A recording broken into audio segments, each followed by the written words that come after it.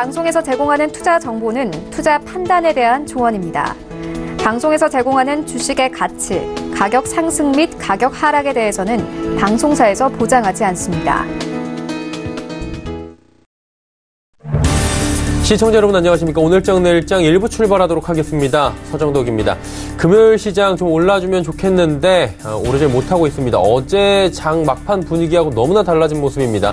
일단 어제 좀 특이 사항이 발견이 됐습니다. 동시호가 여러 가지 기사를 통해서 그리고 직접 눈으로 확인하신 분들도 많이 계시겠지만 저희도 진행하면서 어제 같은 경우에는 굉장히 이례적인 날이다라고 말씀을 드린 바가 있습니다. 외국인 그리고 기관의 매수 매도가 동시호가에 한 번에 바뀌어버리는 진풍경이 연출이 됐는데 문제는 그 이후에 어제 동시호가의 어마어마한 물량을 담은 기관이 오늘 다시 매도를 내놓으면서 하루 만에 매물을 내놓으면서 결론적으로 시장을 누르는 주체로 변질이 된 겁니다. 양 시장 모두 현재 기관 매도세가 나오고 있고요. 거래소는 기관 매도세가 강합니다. 현재 1.5% 내외의 하락폭을 기록하면서 급락세 이어가고 있고요.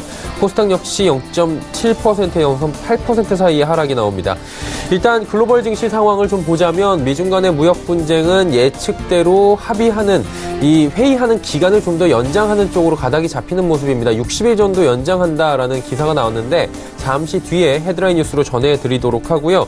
셧다운 문제는 합의는 했습니다. 합의안에 서명은 트럼프 대통령이 했는데 국가 비상상태 선포 가능성은 여전히 내비치고 있어서 갈등의 불씨는 남아있는 상황입니다. 브렉시트는 메이 총리의 그 안이 부결이 됐습니다. 여전한 혼돈 상태라고 보시면 영국 상황도 될 것 같고요. 북미 정상회담을 지금 앞두고 있는데 경협주들 오늘은 큰 움직임이 없습니다.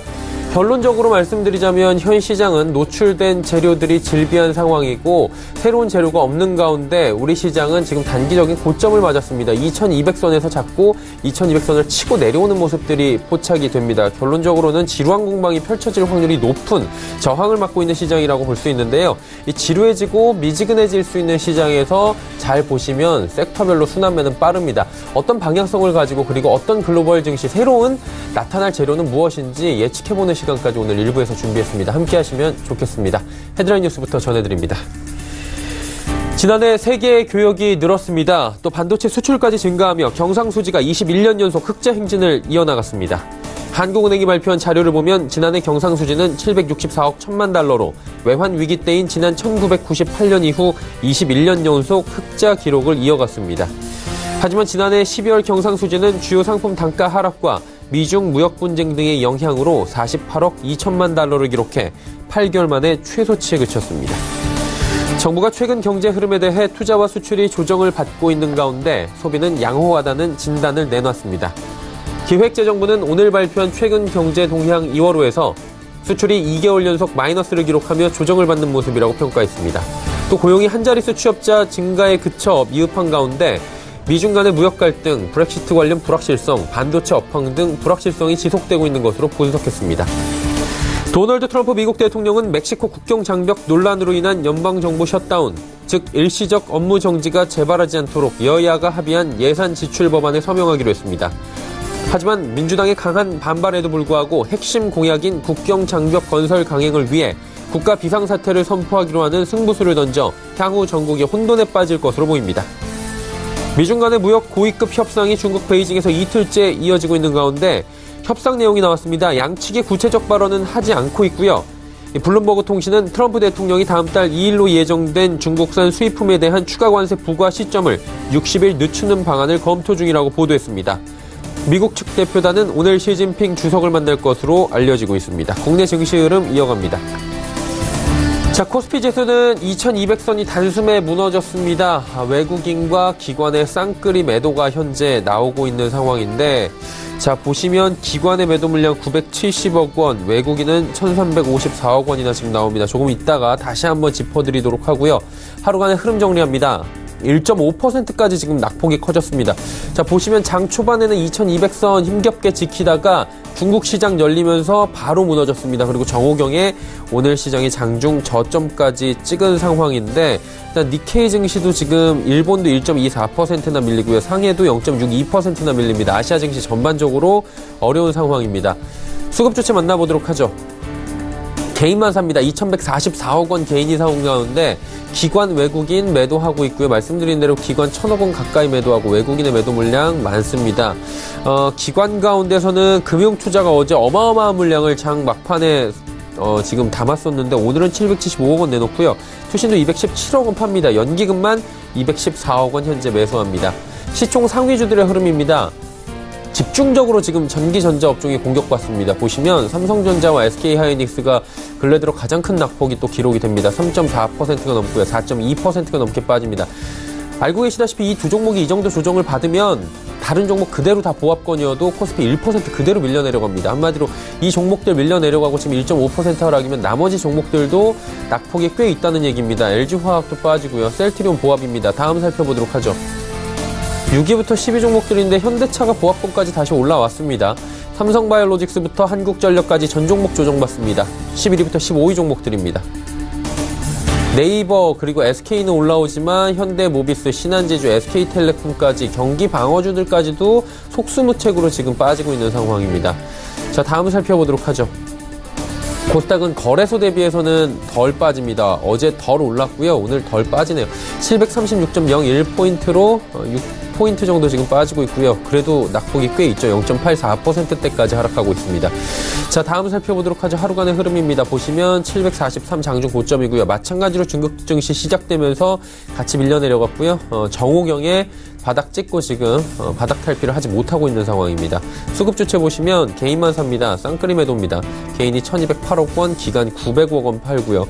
외국인도 219억 원 팝니다. 투신만 1억 원 사고 연기금이 좀 많이 팝니다. 239억 원이나 연기금 매도합니다. 다음 살펴보도록 하죠.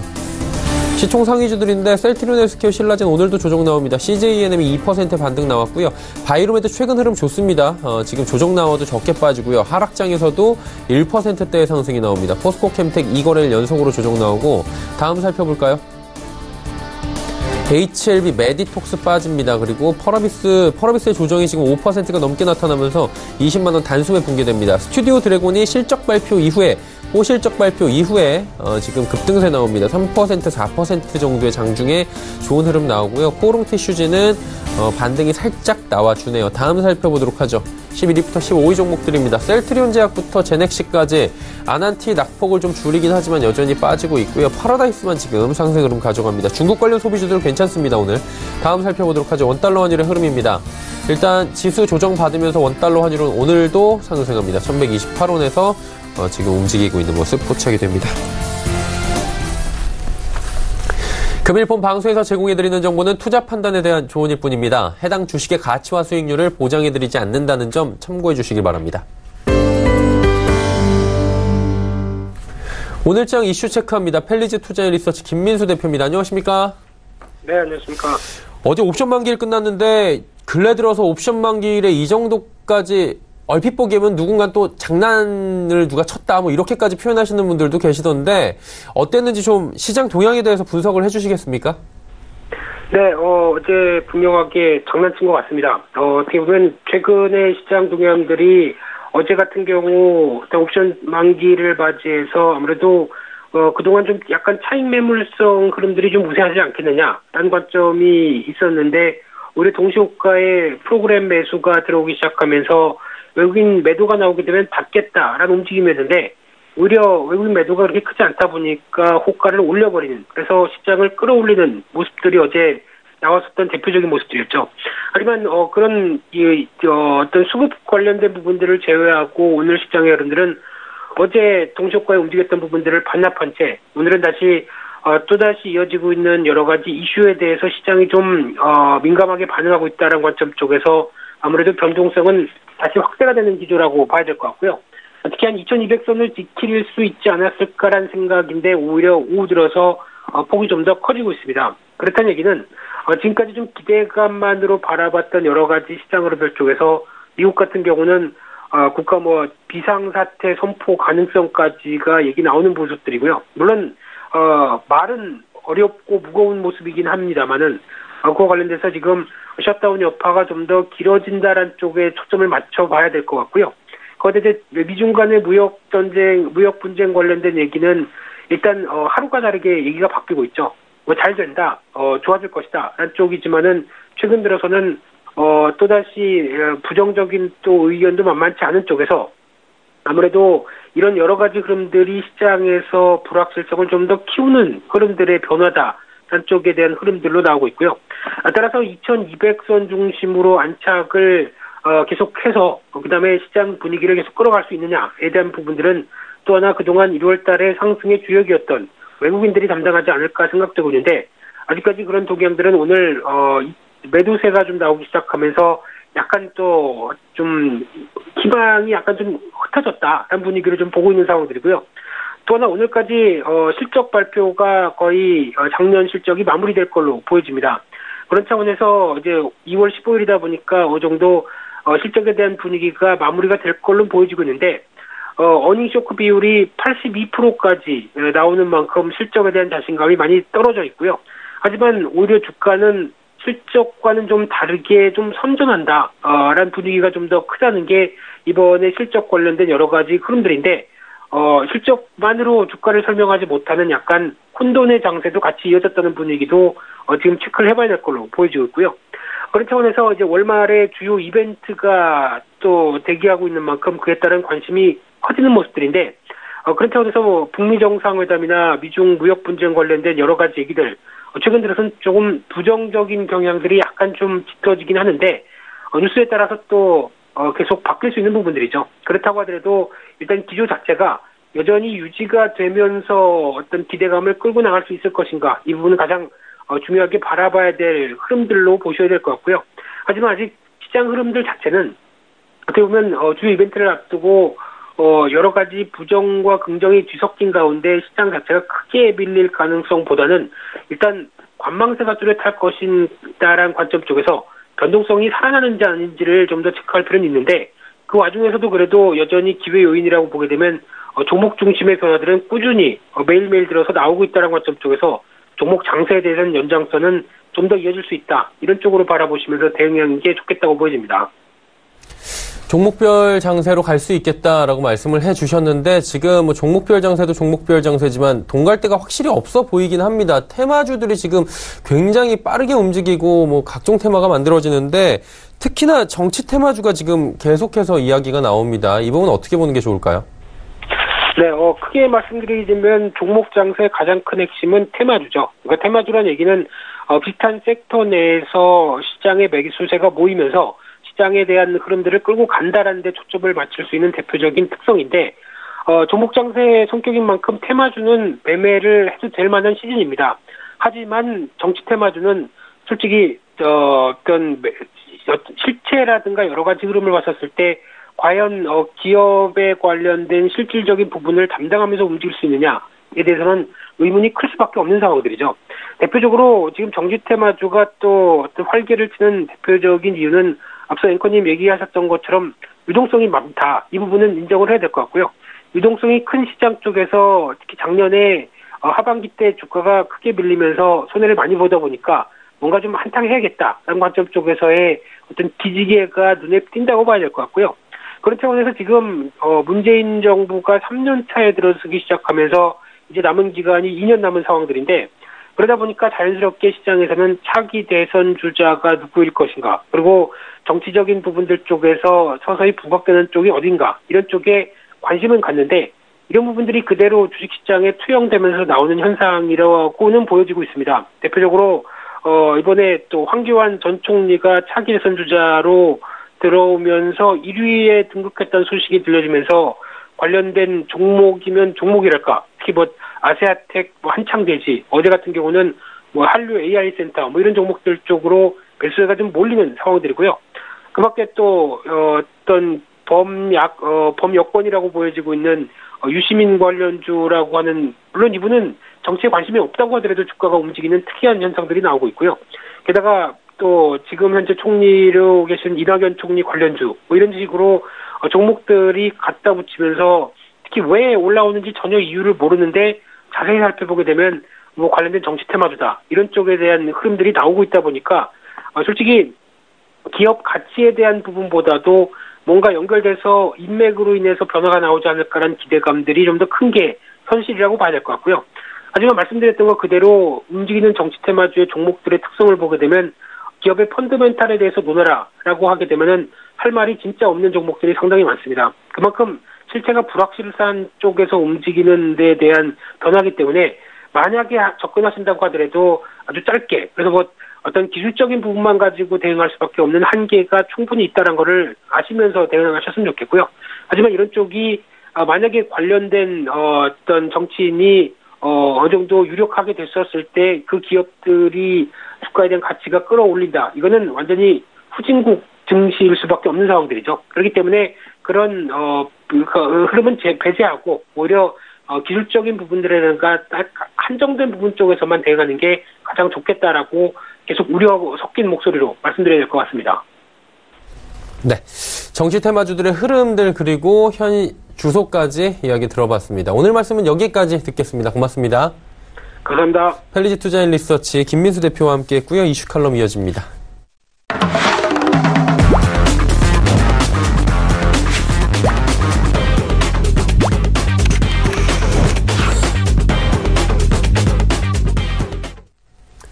이슈 칼럼 이어갑니다. 오늘은 미중산업경제연구소 조용찬 소장과 함께합니다. 소장님 안녕하세요.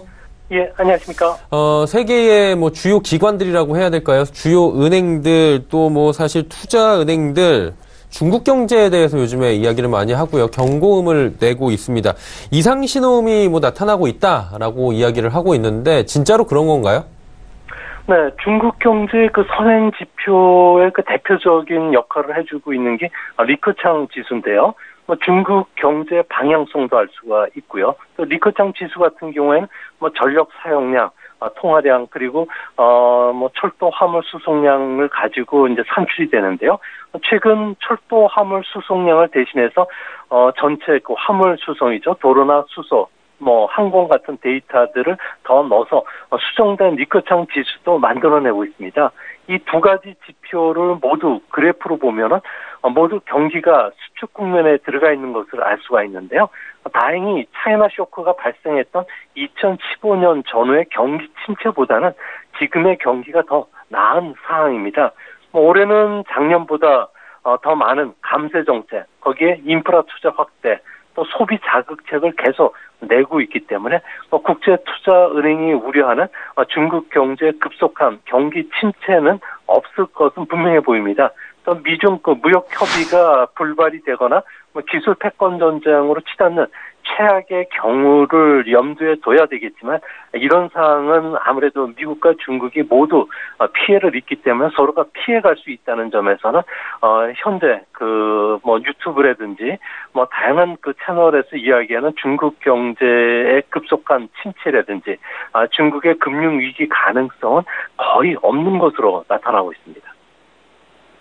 중국 경제가 그런데 조금 전에 수축 국면이다라고 말씀을 해주셨는데 수축 국면이 끝나고 이제 다시 확장 국면이 언젠간 올 텐데 이게 언제쯤 회복 국면으로 좀 일단은 진입을 할까요?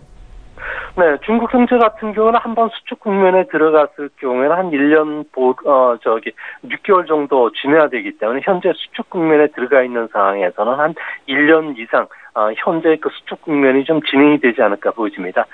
중국은 경기 순환 국면과 관련해서 잘 보여주는 게 경기 동향 지수 비즈니스 사이클이라는 게 있는데요. 이 지표를 보시면은요, 2015년 차이나 쇼크로 세계 경제가 감속에 들어갔지만 2016년도부터는 세계적인 IT 사이클의 도래, 또 트럼프 대통령이 주도하는 세금 감면 정책이 중국을 포함한 전 세계의 경기를 좀 끌어올리는 역할을 했습니다.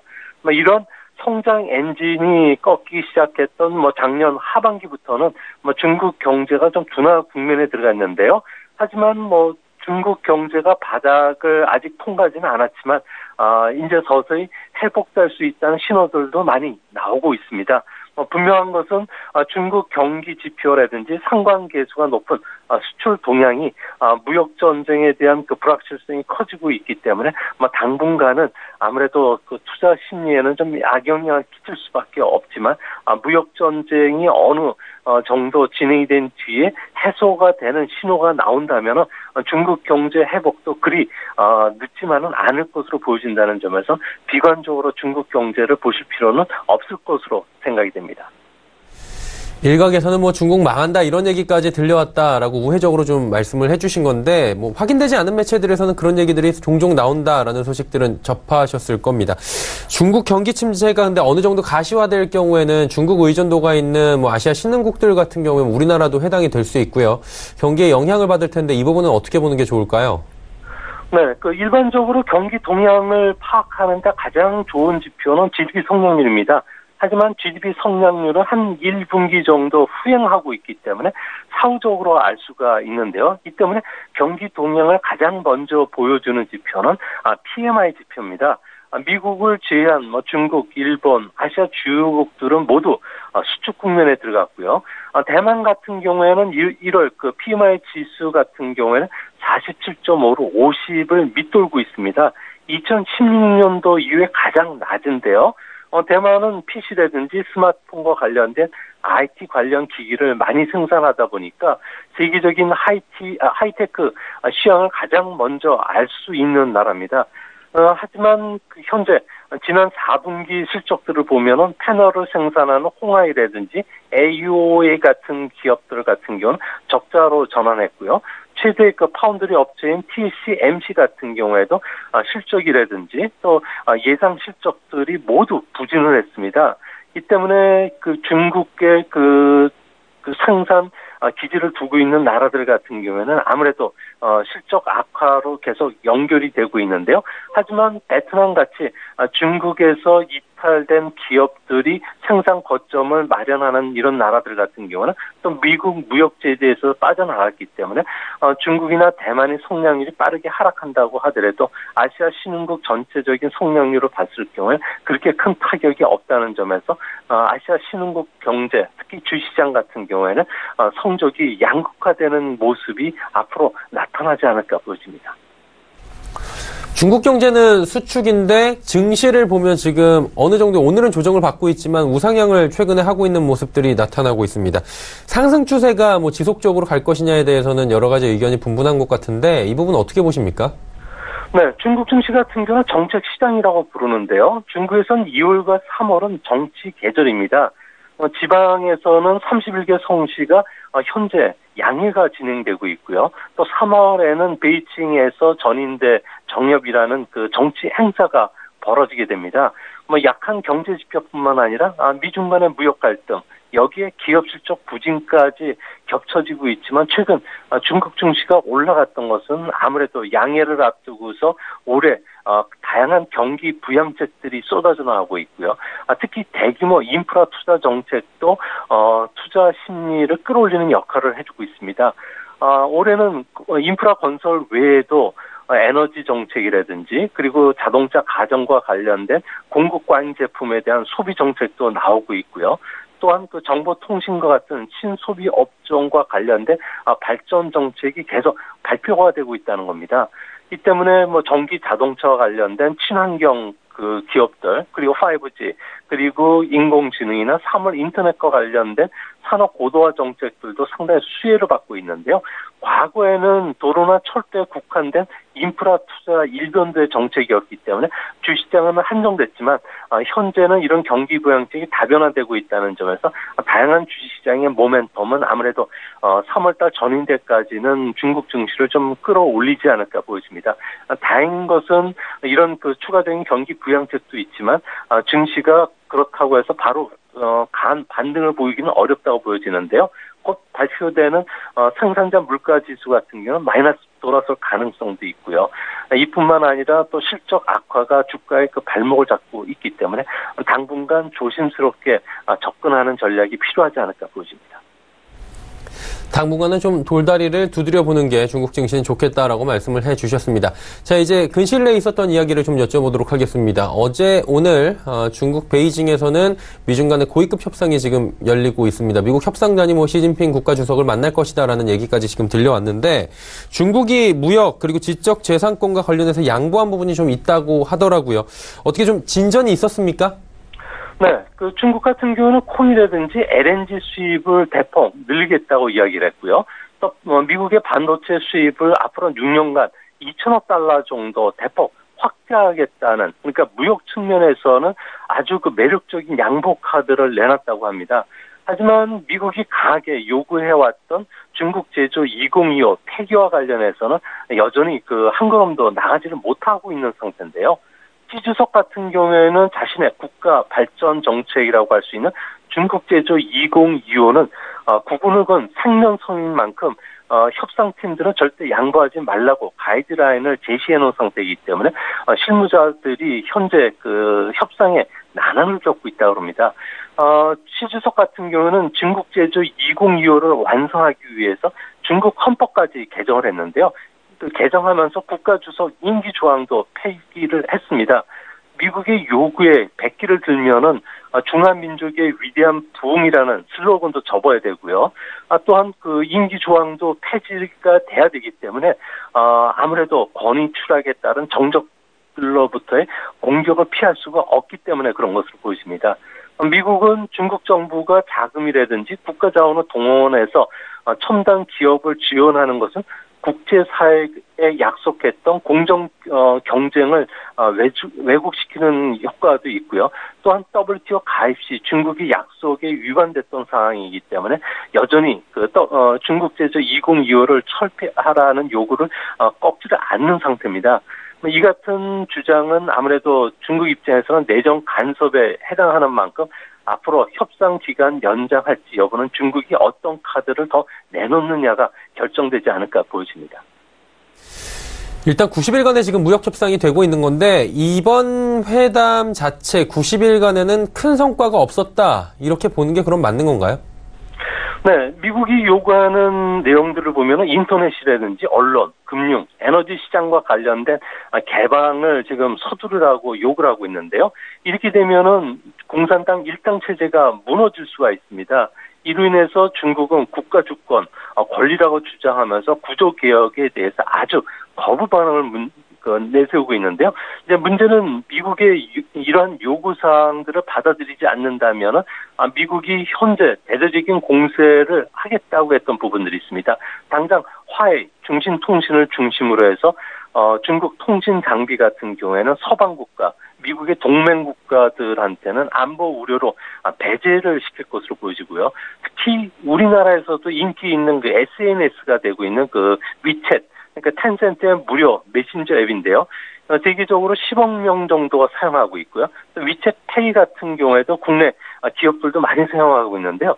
이 부분과 관련해서는 중국의 인터넷 검열, 언론 통제, 데이터의 무단 사용을 이유로 해서 미국을 중심으로 한 서방 국가들이 사용 중단 조치를 내릴 가능성이 지금 농후해지고 있다고 합니다. 중국과 서방 국가 간의 경제 블록, 여기에 신냉전 2.0 구도로 빠르게 진행될 수가 있기 때문에 중국 입장에서도 합리적인 범위 내에서는 트럼프의 요구 조건을 수용하겠다는 의사를 오늘 내비친 것으로 지금 알려지고 있는데요. 오늘 장관급 회담에서 중국이 이제 기술 이전 강요라든지 지적재산권 보호 문제뿐만 아니라 보조금의 WTO 규정 준수 그리고 중국 제조 2025처럼 시장을 왜곡하는 정책에 대해서는 어느 정도 합의에 근접하겠다는 의견만 모아진다면은 아무래도 이번 협상 기간은 여기서 그치지 않고 한 60일 정도는 충분히 연장될 가능성이 있지 않을까 보여집니다. 네, 조금 전에 60일 정도 연장될 가능성이 시사가 됐다. 블룸버그 통신에서 오늘 조금 전에 나온 내용으로 알고 있는데, 소장님 이거 하나만 여쭤보고 그러면 오늘 마무리하고 싶은데, 60일 연장이 합의가 됐다라는 보도가 사실로 판정이 되고, 그것들이 맞다라고 팩트체크가 되면, 시장에서는 호재가 맞는 건가요? 네, 아무래도 호재 쪽이 맞을 것 같은데, 아무래도 당장 주식시장 같은 경우에는, 통상과 관련된 시장 개방 쪽에 종목들이 부각이 될 가능성이 높은데요. 이렇게 되면 금융시장뿐만 아니라 에너지, 인터넷, 언론 쪽의 중국 시장 개방이 조금 더 빨라질 수 있다는 점에서는 1차적으로는 미국이라든지 서방 기업들이 수혜를 입을 가능성이 크지 않을까 보여집니다. 우리가 원하는 중국 제조 2025와 관련돼서 아예 폐기보다는 중국이 상당 부분 미국이 요구를 받아들이면서 국산화율과 관련된 부분들을 좀 늦춰졌을 경우에는 국내 기업들 같은 경우는 중국 시장에 들어가면서 기업들의 재산권을 뺏기는 문제도 없어지게 되고요. 이뿐만 아니라 우리나라 반 반도체를 비롯한 하이테크 제품들 같은 경우에도 중국이 국산화율을 늦추면은 아무래도 중국의 수입이 더 늘어날 수가 있다는 점에서는 아무래도 큰 수혜를 받을 가능성이 있기 때문에 주식시장에는 커다란 호재가 될 것은 분명해 보입니다. 네, 알겠습니다. 무역 협상에 관련된 이야기까지 함께 들어봤습니다. 오늘 말씀 잘 들었습니다. 네, 감사합니다. 이중산업경제연구소 조용찬 소장이었습니다.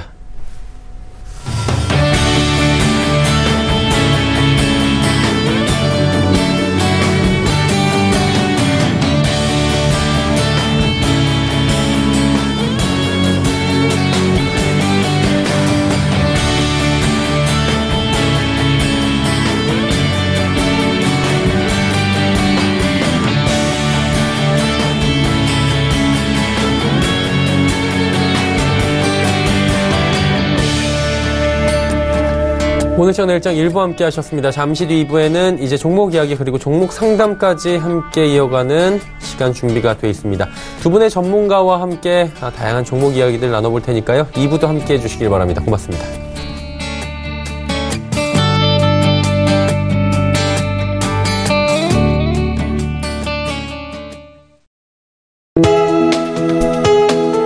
본 방송에서 제공하는 투자 정보는 투자 판단에 대한 조언입니다.